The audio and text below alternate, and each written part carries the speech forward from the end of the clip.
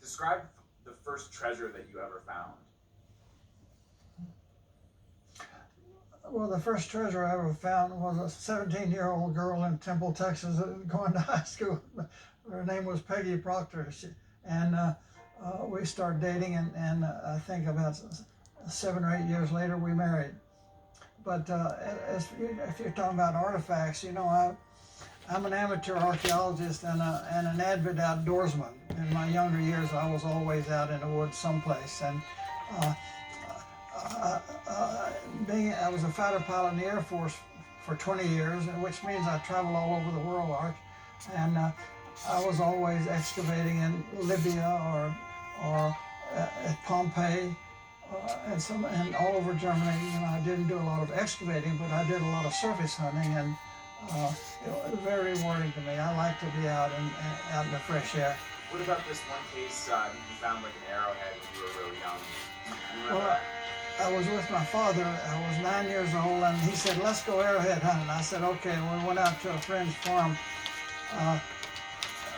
near Cameron, Texas, and he had just plowed a field. And my father was an arrowhead collector, and he had a lot of them. So was my football coach, and we all hunted together usually. But I remember when I found my first arrowhead, and I've thought about it a million times. It was a very important point in my life, and I keep telling myself that little arrow point had been laying there for 1,500 years waiting for me to come along. Wow.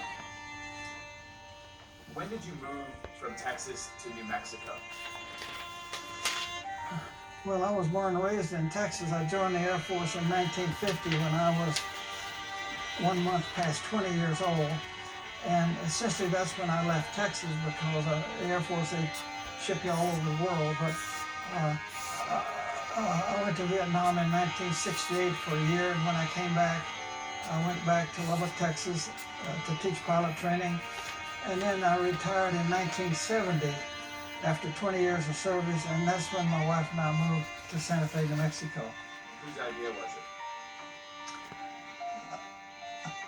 I like the people in Lubbock, Texas, but it was flat, you could see 500 miles in any direction. And it just didn't suit me. I needed water and I needed mountains. So I think it was my idea to go to Texas. Anything that I wanted to do, my wife would say, okay, and off we went. Next month we will have been married 61 years. Wow. You just said that it was your idea to go to Texas. Do you mind just saying it was your idea to go to New Mexico? Say that again? When you spoke, you said that it was your idea to go to Texas, and I think you meant New Mexico. Do you mind just re-saying that? No. In 1955, I became aide-de-camp to a two-star general. And I met a lot of friends along when I was his aide, a lot of generals. And so from that point on, I was able to select whatever assignment that I wanted.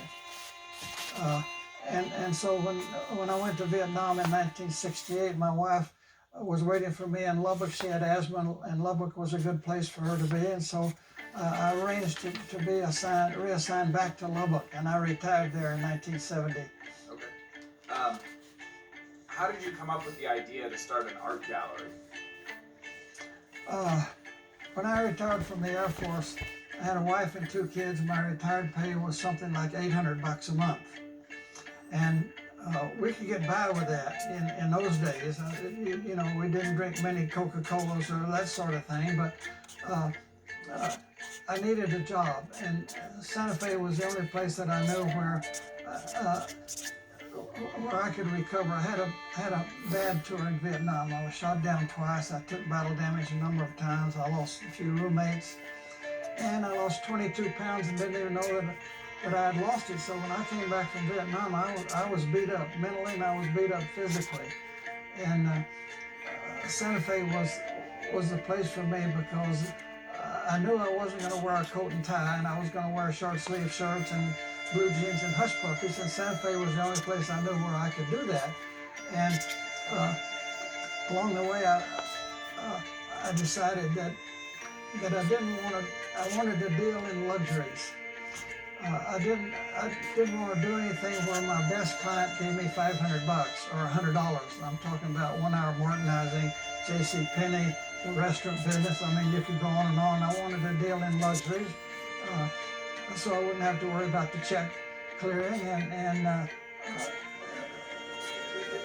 it started working for me. After a couple of shows, well, I started making a few bucks.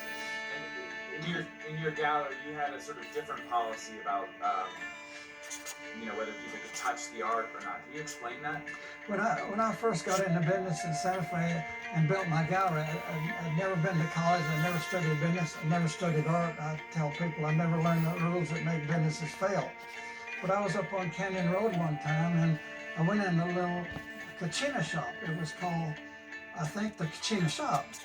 And two little old ladies ran it, and they were pretty strict. And I walked in that shop for the first time, and the Kachina dolls were just stacked everywhere. I mean, there were hundreds of them.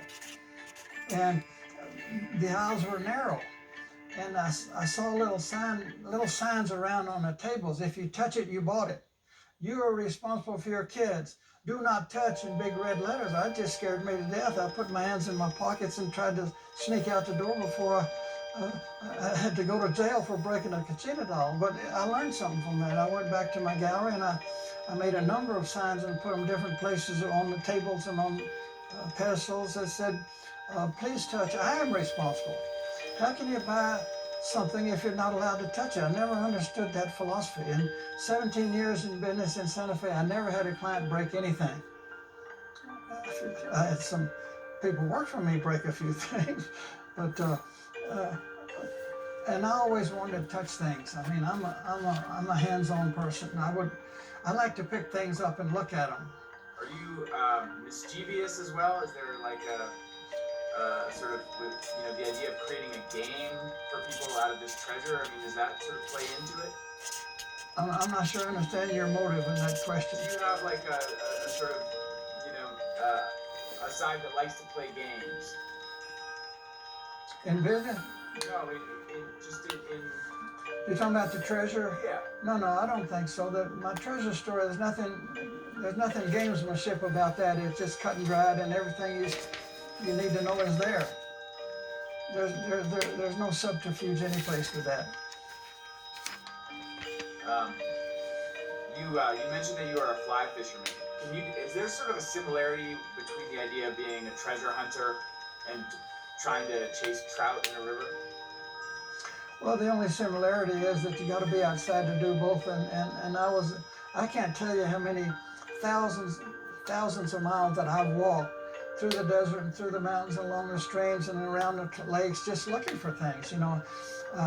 I always like to walk up on a beaver dam, for instance. I love that kind of thing. But over the years, I found, I think I have 3,300 projectile points that I found. And you find also, I was with a friend here in Santa Fe about 15 years ago. We were walking way up someplace, and he picked up a fully loaded Colt 1860 model Army pistol. Somebody lost it there probably 100, 200, 150 years ago, and he found that thing. I mean, it's a thrill. And I call my book that, The Thrill of the Chase. It's the thrill of the chase. But you don't always, like when you go fishing or when you go treasure hunting or you're just out, you don't always find what you're looking for, but is that